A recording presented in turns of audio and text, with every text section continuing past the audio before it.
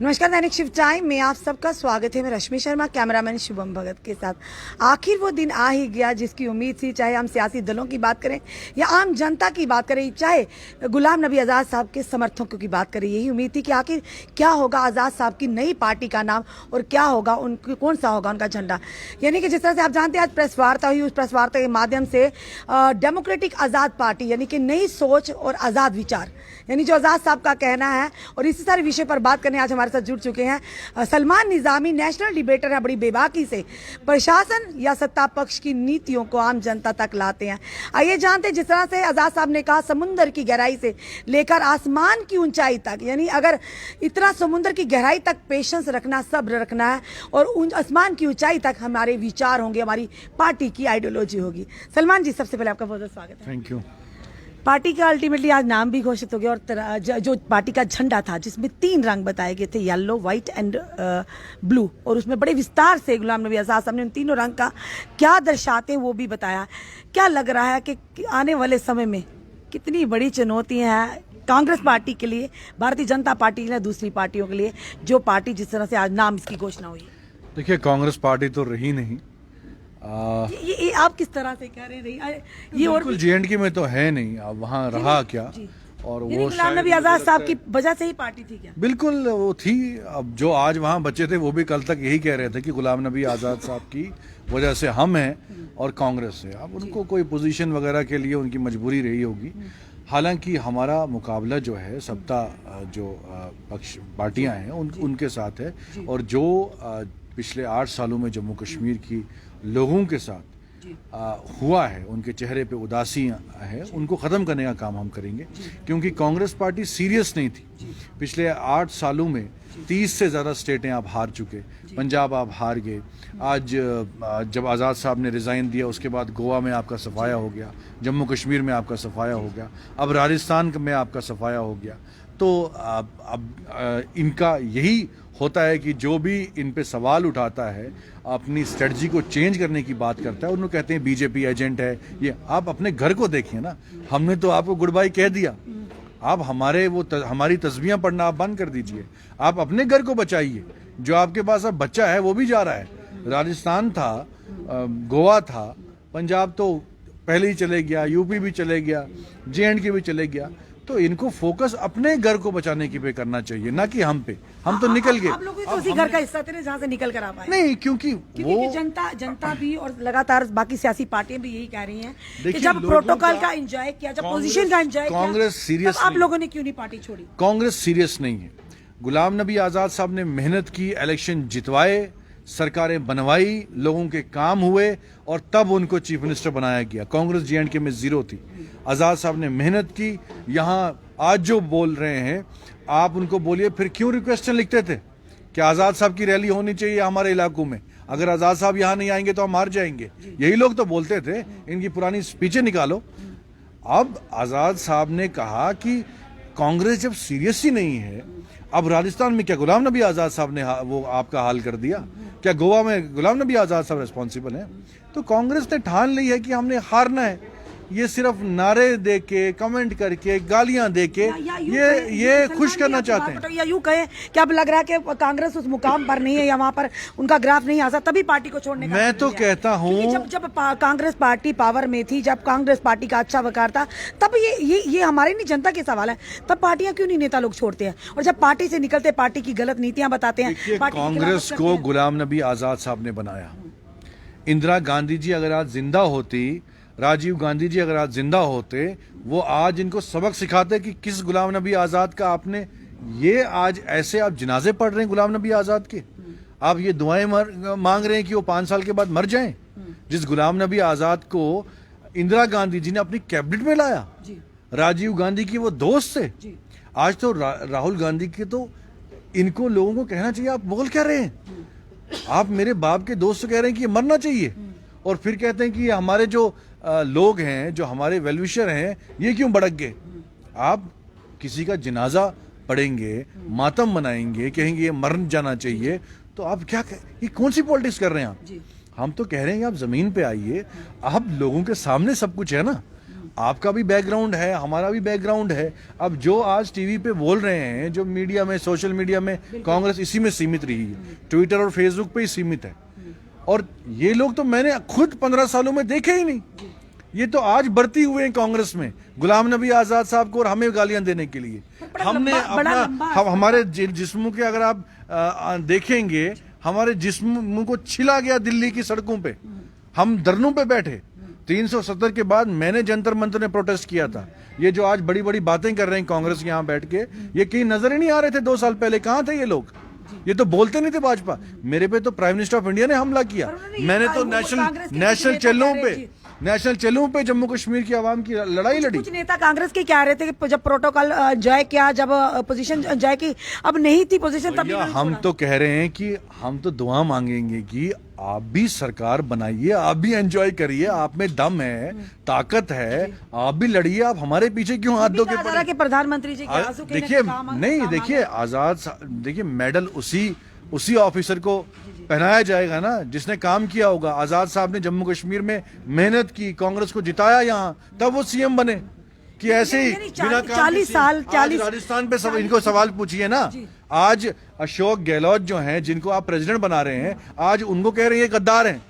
जब सभी गद्दार हैं तो वफादार कौन है आपके पास? वो लोग जिनको ये भी तो कहा जा रहा है ना, 40 साल 50 साल का एक लंबा अरसा पार्टी के जुड़ने का। जब पार्टी को इनकी जरूरत थी, जब पार्टी को इनको जरूरत थी तो उन्होंने पार्टी को छोड़ दिया कि जब बिल्कुल नहीं। देखिए कांग्रेस का ढांचा, राजीव गांधी जी को सियासत में लाने वाले गुलाम नबी आजाद साहब हैं। सोनिया गांधी जी को सियासत में लाने वाले गुलाम नबी आजाद साहब हैं। गुलाम नबी आजाद साहब पे 30 आतंकवादी हमले हुए पंजाब में, उसके बाद इंदिरा गांधी जी ने उनको जिम्मेदारी दी, अपनी कैबिनेट में लाया। जम्मू कश्मीर में 30 आतंकवादी हमले हुए गुलाम नबी आजाद पे। वो कश्मीर में उनका घर नहीं है, वो रह नहीं पाते हैं कहीं, तब उन्होंने सेक्रीफाइस किया। हमने सेक्रीफाइस किया 15 साल में। आप विटनेस हैं, आपने कितने मेरे इंटरव्यू किए, दिल्ली की सड़कों में मैं कितना लड़का रहा, पूरे देश में। इनको 10 साल लगेंगे अभी लखनपुर से आगे जाने को। सलमान निजामी को पूरा हिंदुस्तान, वो तो कह रहे नहीं, हमें कोई फर्क नहीं पड़ता, जितने भी नेता गए हैं इनको कांग्रेस को, अगर ये सीरियस होते, एक विचारधारा, अगर ये सीरियस होते, इनको फर्क पड़ता। ये राहुल गांधी को सवाल करते, पंजाब क्यों हारे हम, गोवा में क्यों हमारे विधायक निकल गए, JNK में क्यों आजाद साहब निकल गए, आज यहाँ आपके राजस्थान में क्यों कांग्रेस की ये हालत है। इन्होंने सिर्फ चापलूसी करनी है। आज शशि थरूर जो प्रेसिडेंट कैंडिडेट है, जिसने 3 बार MP इलेक्शन जीता है, और कांग्रेस के एक प्रवक्ता जो सरपंच इलेक्शन भी नहीं जीत पाया, वो तंज कर रहा है शशि थरूर को। जिस शशि थरूर को आप यूटिलाइज कर सकते हो पूरे इंटरनेशनल लेवल पे, आपको कौन जानता है इंडिया के बाहर? शशि थरूर को आप, एक UN के सेक्रेटरी रहा है, इतना बड़ा फेस है आपके पास, उसको आप गद्दार कह रहे हो। गुलाम नबी आजाद साहब इतना बड़ा चेहरा, आज अशोक गहलोत कह रहे हो ये भी गद्दार है, सचिन पायलट भी गद्दार है। सब जब गद्दार हैं, ये जो कल ही पैदा हुए हैं कांग्रेस में, यही वफादार है, क्योंकि ये चमचागिरी करते हैं। ये हमें गालियां निकालेंगे, इनके नंबर बढ़ते हैं। जयराम रमेश क्या है? आजाद साहब ने साफ कर दिया, कोई जानता भी नहीं उनको। वो आजाद साहब को गाली दे रहे हैं दिन रात, उनको प्रमोशन मिल रही है, उनको तो कांग्रेस का हाल। नीतियां थी या किन लोगों की वजह से आप लोगों को आजाद साहब के साथ पार्टी को छोड़ना पड़ा? यानी कौन सी नीतियां जो इतनी देर के बाद आप समझ आई हैं? तो देखिए, जब तक आप सियासत में रहने का मकसद ये है, लोग आपको वोट इसलिए देते हैं, आप पार्टी इसलिए बनाते हैं कि आप सत्ता में आए और लोगों का काम करें, लोगों का भला हो। गुलाम नबी आजाद साहब चीफ मिनिस्टर थे, उन्होंने अपना भला नहीं किया। जम्मू कश्मीर की हिस्ट्री में देखिए कि 2.5 सालों में गुलाम नबी आजाद साहब ने कितने काम किए जम्मू कश्मीर की आवाम के लिए, और 8 सालों में क्या हो गया, उसके बाद जो सरकारें चली क्या हो गया। अगर आजाद साहब को धोखा नहीं दिया होता PDP ने, आजाद साहब के जो अधूरे काम थे वो पूरे हो जाते। आज युवा कहते हैं कि वो नौकरियां जो 70,000 आजाद साहब ने देनी थी, अगर PDP ने धोखा नहीं दिया होता वो नौकरियां हमें मिल जाती, वो कॉलेज मिल जाते और वो डिस्ट्रिक्टें मिल जाती। और सवाल तो ये भी उठा रहे हैं सलमान जी, कह रहे हैं जो अपनी पार्टी के नहीं हो वो जनता के क्या होंगे? अपनी पार्टी, देखिए हम लोकतांत्रिक देश में रहते हैं। अब कांग्रेस में ऐसे लोग हैं, अब जो इंचार्ज हैं वो भी तो भाजपा में थी, जो रजनी पाटिल जी हैं वो भी तो भाजपा से आई हैं कांग्रेस में। बाकी कई नेता जो हैं, कोई PDP से आया है, कोई NC से आया है, और वही बोल रहे हैं आज आजाद साहब को। आजाद साहब किसी पार्टी में शामिल नहीं हुए। अगर 50 साल एक पार्टी को दिए, उन्होंने अपने दम पे अभी भी बारी बारी से आजाद बातें तो बोला। चल रही थी। आजाद नाम, हमारी पार्टी का नाम ही आजाद है, क्योंकि हम उनकी तरह गुलामी नहीं करेंगे। कहा तो ये हम भी कह रहा था आजाद कि हैं। बी या डी सी पार्टी नहीं, होगी। कोई कहां से, ये इन्होंने तो सरकारें चलाई है उनके साथ। जब हम बीजेपी के साथ जाएंगे ना, आप मुझ पे तोहमत लगाना, आप बोलना सलमान जी आप तो कल को ये बोल रहे थे, आप तो बीजेपी के साथ मिले हैं। जो लोग बीजेपी के साथ सरकार बना चुके हैं, चाहे अल्ताफ बुखारी हो, महबूबा मुफ्ती हो, पिछली पार्टी, आजाद साहब तो कभी किसी पार्टी के साथ आजाद नहीं साहब ने गए। तो आज कह दिया जड़ा छड्या करा ਉਹਦਾ ਕੀ ਲੈਣਾ ना। क्या उन्होंने साफ तौर पर कहा कि वो तो सवाल हम पूछा, अनड्यू इम्पोर्टेंस, वो तो मैं अपने कुलीग्स को बोलता हूँ, वो कहते हैं यार इन्होंने तो जनाजे पढ़ने हमारे लीडर के खिलाफ शुरू कर दिए। जयललिता जब वेंटिलेटर पे थी, तो जयललिता जी जो है वेंटिलेटर पे थी हॉस्पिटल में, उनके जो सपोर्टर थे 25 से ज्यादा उन्होंने आत्महत्याएं की। आजाद साहब को चाहने वाले लोग हैं। आप आजाद साहब को गाली देंगे, आप कहेंगे ये मर जाएगा 5 साल के बाद, आप जनाजा पढ़ेंगे उसके, फिर बोलेंगे ये जो आजाद साहब के सपोर्टर हैं ये चूड़ियां पहने हुए हैं, ये तो जंगली लोग हैं, पहाड़ों से निकलेंगे, आप गायब हो जाएंगे जम्मू कश्मीर में। हमने रोक के रखा है उनको। अगला स्टेप कदम क्या होगा डेमोक्रेटिक आजाद पार्टी? हमने सिर्फ जम्मू कश्मीर के लोगों का भला करना है, काम करना है।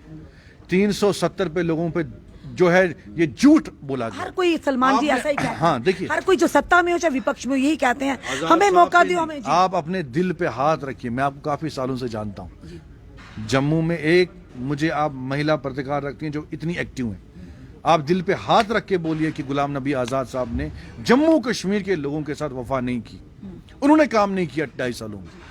कोई नहीं कह सकता, किसी को भी पूछिए आप। 370 का मामला जब आया, यही पार्टियां बीजेपी के साथ थी जो आज कह रही है ना महबूबा मुफ्ती मैं 370 लाऊंगी, ये तो बीजेपी के साथ थी। 370 बीजेपी के मैनिफेस्टो में था। अल्ताफ बुखारी को पता नहीं था। आज तो विरोध कर रहे हैं, ये तो खुलकर विरोध कर झूठ रहे हैं। बोल रहे हैं ना।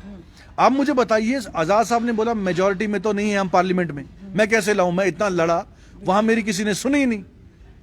और सुप्रीम कोर्ट में आजाद साहब ने परसों बात की, 3 साल के बाद क्यों नहीं सुनवाई हुई उस पर? जब आजाद साहब ने बात की और सुप्रीम कोर्ट हिल गया, चीफ जस्टिस ने कहा कि नहीं दुशहरा के बाद हियरिंग हो। इनमें ताकत होती, इनमें जरूरत होती, प्रदर्शन पे बैठते ना, स्टेटमेंट देते कि हियरिंग होनी चाहिए। 3 साल में एक भी इमीडिएट हियरिंग की अपील नहीं हुई वहां। और हमने ये कहा कि हमें सुप्रीम कोर्ट भी छोड़िए, पार्लियामेंट भी छोड़िए, हम अगर सरकार में आते हैं, हम अपनी स्टेट असेंबली में जो 370 में 2 मेन मुद्दे थे, एक जमीनें थी, एक नौकरियां थी, वो हमें स्टेट असेंबली के थ्रू मिल सकती हैं। और सुप्रीम कोर्ट में हमने कहा हम लड़ेंगे सुप्रीम कोर्ट में। पार्लियामेंट में तो यही कांग्रेस के एमपी जो हैं भाजपा को सपोर्ट कर रहे थे 370 पे। आपने भी कहा और भी नेता ने कहा कि अब कांग्रेस जो है जीरो होगी। क्या लगता है कि डेमोक्रेटिक आजाद पार्टी बनने से सबसे ज्यादा नुकसान किसका होने वाला है? देखिए, नुकसान हम चाहते नहीं है, विपक्षी पार्टियां भी होनी चाहिए। हम लोकतांत्रिक देश में रहते हैं, यहाँ सब पार्टियों का भला होना चाहिए। हम तो उनको, मैंने तो कहीं भी किसी डिबेट में कहीं भी किसी को गाली नहीं निकाली। हालांकि मेरे लीडर को कहा गया ये मर जाना चाहिए, लेकिन मैंने भी उनको हिदायत दी, अगर किसी नेता का आप पे एहसान होता है आपको उसका शुक्र अदा करना चाहिए। चलो ठीक है, यहाँ बहुत से लीडर, देवेंद्र राणा जी भी पार्टी छोड़ के चले गए, मैंने कभी नहीं सुना कि उन्होंने किसी को गाली दी हो या ये फ्रस्ट्रेट हो गए हैं, ये बौखला गए हैं। इनको दिल्ली से सिग्नल आता है आजाद लोग दिन रात गाली दो, क्योंकि इनके पास नीचे कुछ है नहीं। और जो इन्होंने हायर किए हैं 2-3 लोग, इनको बिठाते हैं डिबेटों में, इंटरव्यूज में, बोलते हैं आजाद तो गाली दो दिन रात। इसलिए हमने उन पे फोकस नहीं करना है। हमने जम्मू कश्मीर में जो लोगों के साथ अत्याचार हुआ है, युवाओं के साथ सड़कों पे पड़े हुए युवा, ये कांग्रेसी कहाँ थे? ये हमने लड़ाई लड़ी। हम 15 साल लड़ रहे थे दिल्ली में, JNK में हमने लड़ी, आजाद साहब ने पार्लियामेंट में लड़ाई लड़ी, हमारी टीम ने लड़ी। आज प्रेस वार्ता में ये भी कहा कि अब नए चेहरों को भी 50% नए चेहरों और महिलाओं को भी मौका मिलेगा और पुरानों को भी साथ लेकर चलेंगे। हमने युवाओं को लाना है, पुरानों को भी साथ लेना है। ऐसा नहीं करना है कांग्रेस की तरह। अब मैंने 15 साल जो है कांग्रेस का झंडा बुलंद किया, मेरे टक्कर में एक भी ऐसा नाम दिखाओ JNK कांग्रेस में जिसने हिंदुस्तान की लेवल पे जम्मू कश्मीर के लोगों की बात की हो। आज वो लोग मुझे नहीं पूछेंगे तो मैं क्या करूं कांग्रेस में रह के? आज ऐसे ऐसे चापलूस लोग आपके आगे पीछे हमें गालियां देने के लिए आपने छोड़े हैं, आपका शोभा ही नहीं देता आपको। आपने ये कहना था कि हमें दुख हुआ आजाद साहब चले गए, क्योंकि आजाद साहब को 50 साल हुए थे पार्टी को। आजाद साहब ने ही कर्नाटक में जिताया था। आजाद साहब पे 30 आतंकवादी हमले हुए, फिर पंजाब जीते। क्या इंदिरा गांधी बेवकूफ थी? क्या राजीव गांधी बेवकूफ थे जिन्होंने आजाद साहब को मंत्री बनाया?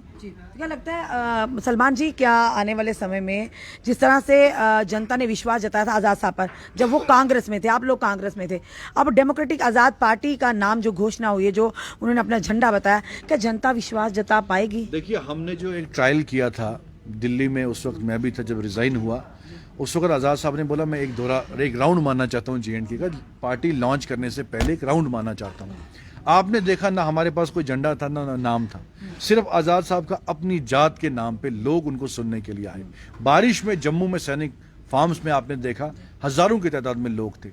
साउथ कश्मीर में देखिए आतंकवादी पीड़ित इलाका है वो, वहां इस घास कटाई में भी हजारों की तादाद में लोग आए। बारामूला में बारिश में लोग आए। आज़ाद साहब का अपना एक करिश्मा है, एक अपनी पहचान है, एक चीज और एक कही है, सफाई है उन्होंने एक उनमें। चीज कही है कि राजनीति करेंगे और अपनी पार्टी को आगे ले जाएंगे, धर्मों के नाम पर नहीं, सब धर्मों की इज्जत होगी, सबको बराबर देखा बिल्कुल जाएगा। आज़ाद साहब की पार्टी क्योंकि का आपको लगता सबसे है ऐसा ही होना चाहिए। ऐसा सबसे बड़ा ये है, सियासत में धर्म हम को- देखिए हम वो नहीं हैं जो कल तक बीजेपी के साथ थे।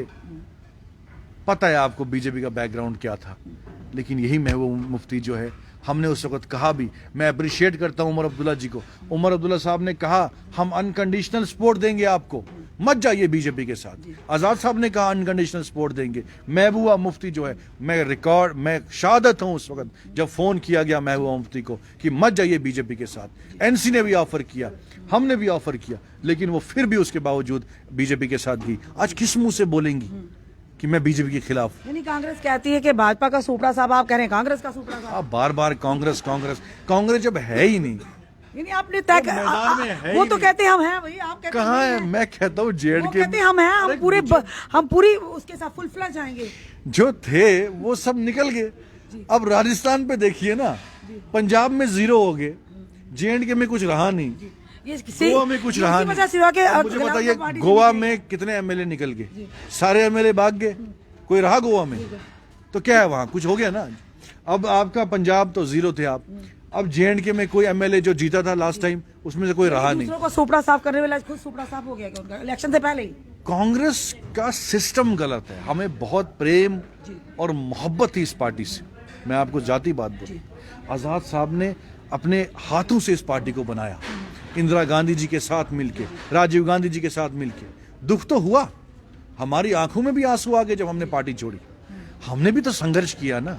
कोई ये नहीं कह सकता है आज जो इन्होंने कुछ हायर किए हैं लड़के जो थे भी नहीं पार्टी में।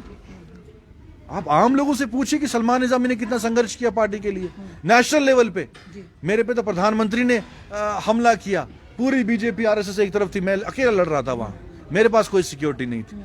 यहाँ तो JNK में जो कांग्रेस के हैं वो कहते थे अगर हम बीजेपी के खिलाफ बोलेंगे हमें एक सिक्योरिटी वाला मिला है वो भी छीन जाएगा, हमें सरकारी क्वार्टर मिला है वो भी छीन जाएगा। ये हालत है इन JNK कांग्रेस वालों की। हम नहीं डरे, ना मैंने सरकारी कभी क्वार्टर लिया, ना मैंने सरकारी कोई पुलिस वाला लिया, ना कोई सिक्योरिटी मेरे पास है, ना कोई मेरे पास जो है सरकारी बंगलो है। मैं दिल्ली में किराए के मकान में रहता था, लेकिन मेरे को 1000 ऑफर भी आई, लेकिन मैंने कॉम्प्रोमाइज नहीं किया, मैं लड़ता रहा, दिल्ली में लड़ता। परछाई बन के, हमने पहले भी कहना था, याद नहीं हमें रहा कि सलमान निजामी जी गुलाम नबी आजाद साहब की परछाई है। नहीं, आपके पास JNK में प्रोडक्टिव वही है ना। आप हिंदू से पूछिए, सिख से पूछिए, ईसाई से पूछिए, किसी से भी पूछिए, सिख से पूछिए, वो आपको बोलेगा गुलाम नबी आज़ाद जी की छवि साफ है।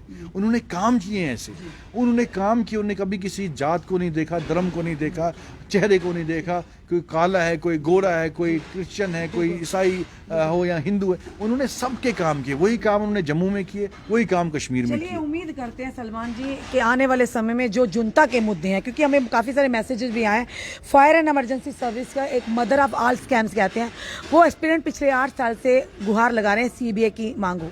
हम उम्मीद करते हैं अगर जनता गुलाम नबी आजाद साहब को इसमें डेली वेजर्स याद है आपका, आपने जब हम जम्मू पिछली बार आए थे, काफी डेली वेजर्स आपने, होम गार्ड्स की बात करें, होम गार्ड्स की बात की थी आपने, और बाकी वहाँ पे स्टेज पे भी कहा था कि पार्लियामेंट में जो हमारे पास आते थे, आज़ाद साहब को जहां जहां मौका मिला पार्लियामेंट में उनकी आवाज़ उठाई। और हमारी पार्टी का ये, मैं आपको एज यूथ कहूँगा, एज यंग लीडर कहूँगा कि हमारी पार्टी का फोकस सबसे पहले युवाओं पे होगा, और युवाओं के मुद्दे, मैं ये भी गारंटी दूंगा आपको कि गुलाम नबी आज़ाद साहब जब चीफ मिनिस्टर मिनिस्टर बनेंगे 6 महीने के अंदर आप देखेंगे पानामा चौक में कोई भी युवा जो है प्रदर्शन करते हुए आपको नहीं मिलेगा। कश्मीर की सड़कों पे कोई भी युवा जो है प्रदर्शन करते हुए नहीं मिलेगा। हम सबसे पहला काम ये करेंगे कि जो ये चाहे फायर सर्विस वाले हों, चाहे अगर बात करें कश्मीर से ज्यादा तो जम्मू की हालात खराब है कि आप देख रहे हैं लगातार प्रदर्शनों का शहर बन रहा है। हमारे एसपीओ से मांग कर रहे हैं डेली वेजेस हमारे। इसमें मैं आपको कहूं, हमें सीरियस पॉलिटिक्स करने की जरूरत है। हमारे युवाओं पे लाठियां बरसाई जा रही हैं और यहाँ के मतलब यहाँ के लीडर्स सब चंगा सी वो ये चिंता नहीं करनी, ये मजाकिया पॉलिटिक्स नहीं हमें चाहिए। गुलाम नबी आज़ाद साहब एक सीरियस पॉलिटिशियन है। जब सुप्रीम कोर्ट की अपील की बात उन्होंने परसों स्टेटमेंट में दी, एक हफ्ते के बाद रिजल्ट आपके सामने आया, सुप्रीम कोर्ट ने कहा कि हम हियरिंग करेंगे। ये सीरियस पॉलिटिक्स होनी चाहिए। अब जनता को क्या युवाओं को आप मजाक डायलॉग मार के इधर इसके हाथ में, ये पॉलिटिक्स नहीं हमें चाहिए। हमें सीरियस मैच्योर पॉलिटिक्स करनी है हमें। ये आपने मजाक बनाया है जम्मू कश्मीर की जनता के साथ। जनता का यही, युवाओं को मैं ये कहूंगा कि आप निश्चित रहिए, हमारी सरकार बनेगी, कोई भी युवा जो है जम्मू कश्मीर में प्रदर्शन करते हुए नहीं मिलेगा। सलमान निजामी को धरना देना पड़े सिविल सेक्रेटरीट में, आजाद साहब अगर सीएम होंगे मुझे धरने पे बैठना पड़े, लेकिन युवाओं के लिए सीएम होंगे तब आप धरने पे बैठे, ऐसे नहीं बैठेंगे। मैं युवाओं के लिए बैठूंगा। इनको पता है, युवाओं ने मुझे देखा है दिल्ली में भी, जैसे मैं धरने में बैठा था, बेबाकी से अपनी आवाज रखी, युवाओं की आवाज रखी। ये जो जितने भी एस्पिरेंट्स हैं वो दिल्ली हमसे मिलने आते थे, हमने पार्लियामेंट में एज एलओपी उनकी बात रखी और आगे भी इनकी बात रखेंगे, इसके हम यकीन रखें। ये थे हमारे साथ सलमान निजामी जी जो नेशनल डिबेटर, और ये कहेंगे गुलाम नबी आज़ाद की परछाई साहब की परछाई हैं। हमेशा बेबाकी से जनता के मुद्दों को, चाहे विपक्ष के खिलाफ हो या सत्ता पक्ष के, यानी उनकी बेबाकी से रखते हैं। अब नई पार्टी का गठन होना, और साथ ही साथ सलमान निजामी जी ने ये आह्वान कर दिया है कि अगर गुलाम नबी आज़ाद साहब जो जम्मू कश्मीर के सीएम बनते हैं, 6 महीने के अंदर जम्मू कश्मीर की बदलती तस्वीर नजर आएगी। क्योंकि जिस तरह से सरकारें आती हैं जाती हैं, वायदा करती हैं, पर लगातार हमारे युवा, हमारे डेली वेजर्स की बात करें, होमगार्ड्स की बात करें, एसपीओस की बात करें, लैंड ओनर्स की बात करें, और सीपीडब्ल्यू वर्कर्स की बात करें, आशा वर्कर्स की बात करें, किस किस की बात करें, यानी लगातार वो लोग कई सालों से उनका शोषण हो रहा है। और यही उम्मीद है कौन आएगा ऐसा मसीहा जो उनके मसलों को हल करेगा। पर जिस तरह से गुलाम नबी आज़ाद जी का पार्टी का गठन होना और लोगों के चेहरों पर खुशी और आंखों में एक उम्मीद की किरण जागना, आप देखना यह है, ये तो सब जनता पर निर्भर है कि जिस तरह से कांग्रेस में होते हुए गुलाम नबी आज़ाद साहब पर जनता ने भरोसा जताया, और जो ही उन्होंने कांग्रेस से क्विट किया, यानी कांग्रेस को अलविदा कहा, तो उनके साथ साथ कई सारे दिग्गज नेता और आम वर्कर जो थे कांग्रेस पार्टी के, उन्होंने उनका साथ दिया। अब देखना यह कि आने वाले समय में जनता गुलाम नबी आज़ाद साहब पर भरोसा जता पाएगी। क्या आने वाले समय में जम्मू कश्मीर के सीएम होंगे गुलाम नबी आज़ाद साहब? अपने कमेंट, अपने सुझाव जरूर दीजिए। इस वीडियो को जितना हो सके शेयर कीजिए। जुड़े रहिए हमारे साथ अगले अपडेट के लिए। जय हिंद, जय भारत।